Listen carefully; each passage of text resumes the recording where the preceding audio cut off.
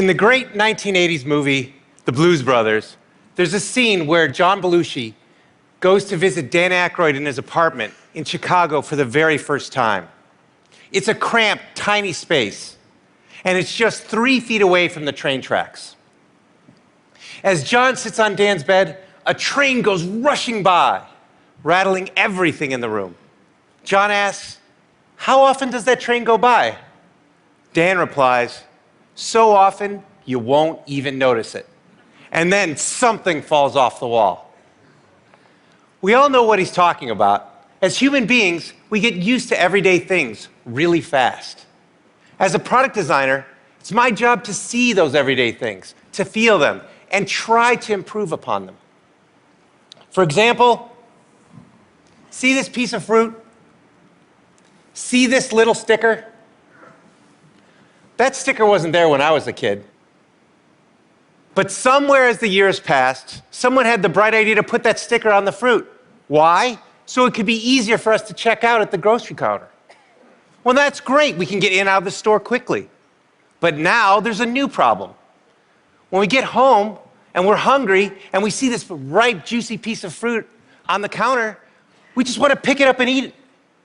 Except now we have to look for this little sticker and dig at it with our nails, damaging the flesh. Then rolling up that sticker, you know what I mean, and then trying to flick it off your fingers, right? It's not fun, not at all. But something interesting happened. See, the first time you did it, you probably felt those feelings. You just wanted to eat the piece of fruit, but you felt upset. You just wanted to dive in. By the 10th time, you started to become less upset. And you started to just do the peeling the label off. By the 100th time, at least for me, I became numb to it. I simply picked up the piece of fruit, dug at it with my nails, tried to flick it off, and then wonder, was there another sticker? So why is that? Why do we get used to everyday things? Well, as human beings, we have limited brain power. And so our brains encode the everyday things we do into habits. So we can free up space to learn new things. It's a process called habituation. And it's one of the most basic ways as humans we learn. Now, habituation isn't always bad. Remember learning to drive? I sure do.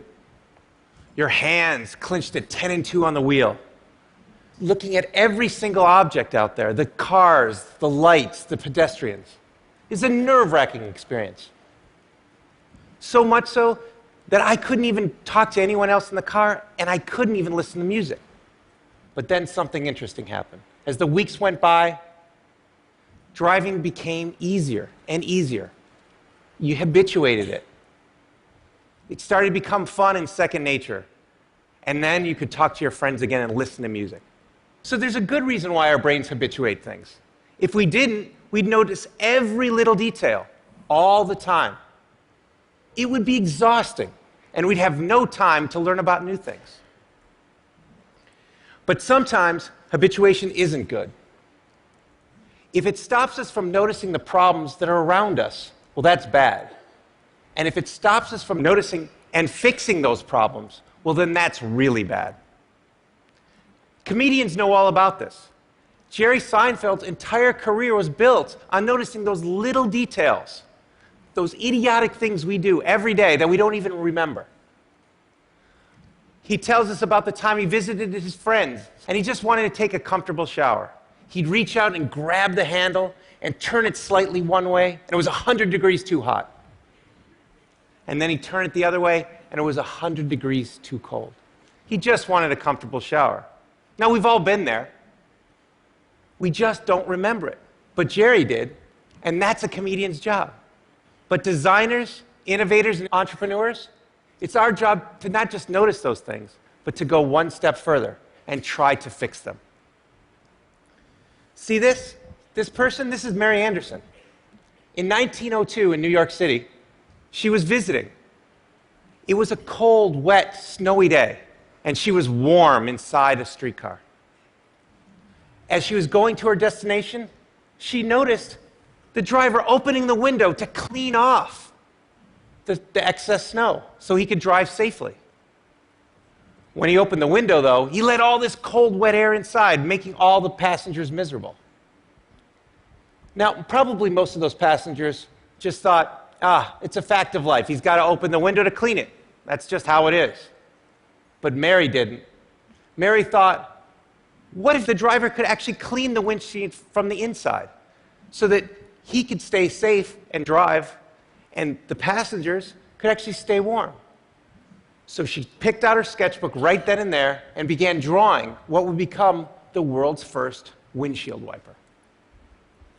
Now, as a product designer, I try to learn from people like Mary, to try to see the world the way it really is, not the way we think it is. Why? Because it's easy to solve a problem that almost everyone sees, but it's hard to solve a problem that almost no one sees. Now, some people think you're born with this ability, or you're not, as if Mary Anderson was hardwired at birth to see the world more clearly. That wasn't the case for me. I had to work at it. During my years at Apple, Steve Jobs challenged us to come into work every day to see our products through the eyes of the customer, the new customer, the one that has fears and possible frustrations, and hopeful exhilaration that their new technology product could work straight away for them. He called it staying beginners and wanted to make sure that we focused on those tiny little details to make them faster, easier, and seamless for the new customers. So I remember this clearly in the very earliest days of the iPod. See, back in the 90s, being a gadget freak like I am, I would rush out to the store for the very, very latest gadget. I'd take all the time to get to the store, I'd check out, I'd come back home, I'd start to unbox it. And then there was another little sticker, the one that said, charge before use. What? I can't believe it. I just spent all this time buying this product, and now I have to charge before use? I have to wait what felt like an eternity to use that coveted new toy? It was crazy. But you know what? Almost every product back then did that. When it had batteries in it, you had to charge it before you used it. Well, Steve noticed that, and he said, we're not going to let that happen to our product. So what did we do? Typically, when you have a product that has a hard drive in it, you run it for about 30 minutes in the factory to make sure that hard drive is going to be working years later for the customer after they pull it out of the box. What did we do instead? We ran that product for over 2 hours. Why? Well, first off, we could make a higher quality product, be easy to test, and make sure it was great for the customer. But most importantly, the battery came fully charged right out of the box, ready to use. So that customer could just, with all that exhilaration, could just start using the product. It was great, and it worked. People liked it. Now today, almost every product that you get that's battery powered comes out of the box fully charged, even if it doesn't have a hard drive. But back then, we noticed that detail, and we fixed it. And now everyone else does that as well. No more charge before use. So why am I telling you this? Well, it's seeing the invisible problem, not just the obvious problem, that's important. Not just for product design, but for everything we do. You see, there are invisible problems all around us, ones we can solve. But first, we need to see them, to feel them. So I'm hesitant to give you any tips about neuroscience or psychology. There's far too many experienced people in the TED community who will know much more about that than I ever will. But let me leave you with a few tips that I do, that we all can do, to fight habituation. My first tip is to look broader. You see, when you're tackling a problem, sometimes there are a lot of steps that lead up to that problem, and sometimes a lot of steps after it. If you can take a step back and look broader, maybe you can change some of those boxes before the problem. Maybe you can combine them. Maybe you can remove them altogether to make that better. Take thermostats, for instance. In the 1900s, when they first came out, they were really simple to use. You could turn them up or turn them down. People understood them. But in the 1970s, the energy crisis struck, and customers started thinking about how to save energy. So what happened? Thermostat designers decided to add a new step. Instead of just turning up and down, you now had to program it, so you could tell it the temperature you wanted at a certain time. Now that seemed great. Every thermostat had started adding that feature. But it turned out that no one saved any energy. Now why is that? Well, people couldn't predict the future.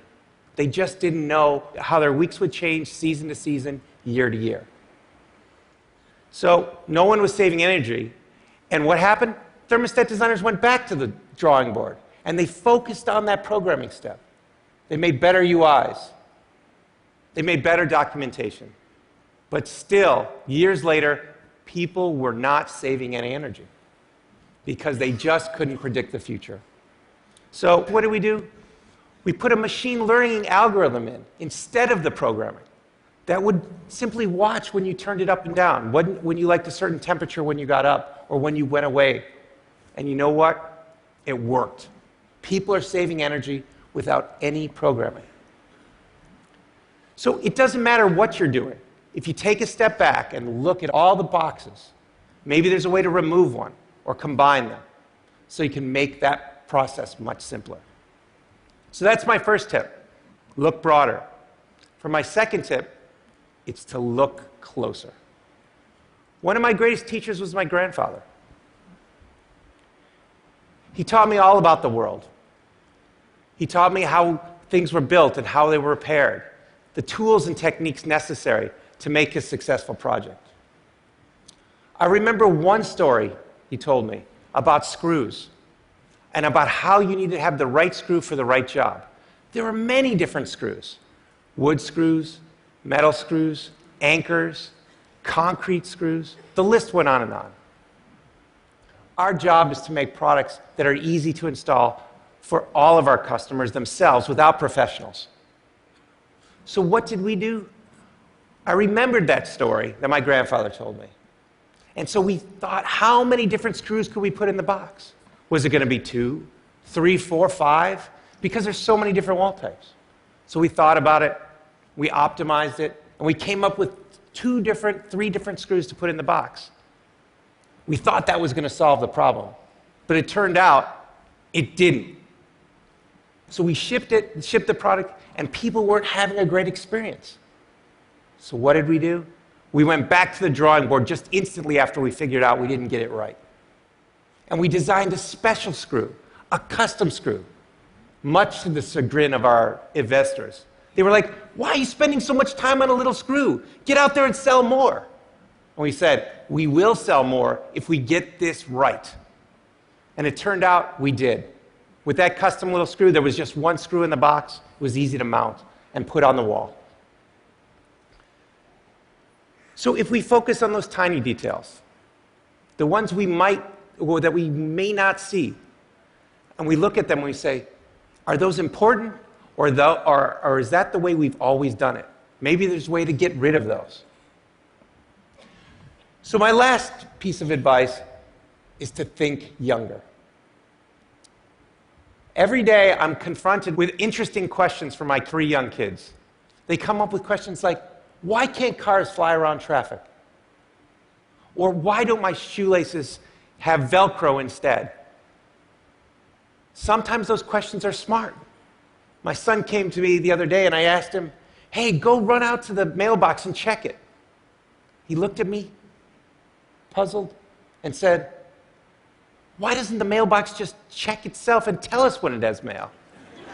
I was like, that's a pretty good question. So they can ask tons of questions.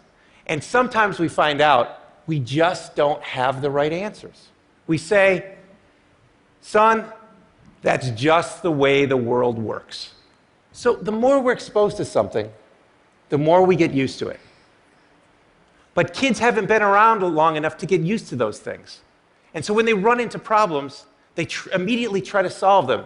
And sometimes they find a better way. And that way really is better. So my advice, and that we take to heart is to have young people on your team, or people with young minds. Because if you have those young minds, they cause everyone in the room to think younger. Picasso once said, "Every child is an artist." The problem is when he or she grows up, is how to remain an artist. We all saw the world more clearly when we saw it for the first time, before a lifetime of habits got in the way. Our challenge is to get back to there, to feel that frustration, to see those little details, to look broader, look closer, and to think younger, so we can stay beginners. It's not easy. It requires us pushing back against one of the most basic ways we make sense of the world. But if we do, we can do some pretty amazing things. For me, hopefully that's better product design. For you, that could mean something else, something powerful. Our challenge is to wake up each day and say, how can I experience the world better? And if we do, maybe, just maybe, we can get rid of these dumb little stickers. Thank you very much.